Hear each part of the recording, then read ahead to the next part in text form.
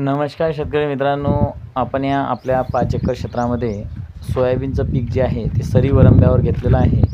3.5 फुटाच्या जवळपास आपली जी सरी आहे ती पडलेली आहे।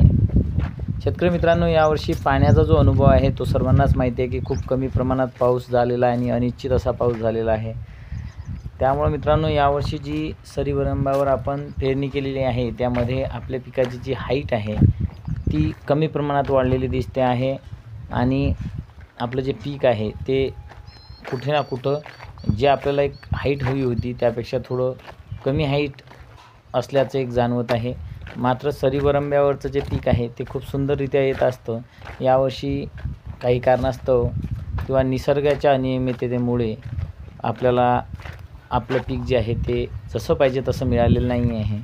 तरी मित्रांनो, आपण बघूया या क्षेत्रामध्ये आपल्याला किती उत्पन्न मिळतं आहे हे आपण शेवटी जाणूनच घेणार आहोत।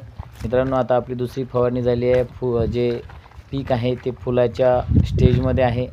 तरी मित्रांनो, अजून काय होते आहे पुढं ते आपण आपल्या व्हिडिओच्या माध्यमातून जाणून घेणारच आहोत। मात्र मित्रांनो, एवढं नक्की आहे की ज्याप्रमाणे पीक यावर्षी पाहिजे होतं तसं नाही आहे। तरी मित्रांनो, चला भेटूया पुढच्या व्हिडिओमध्ये।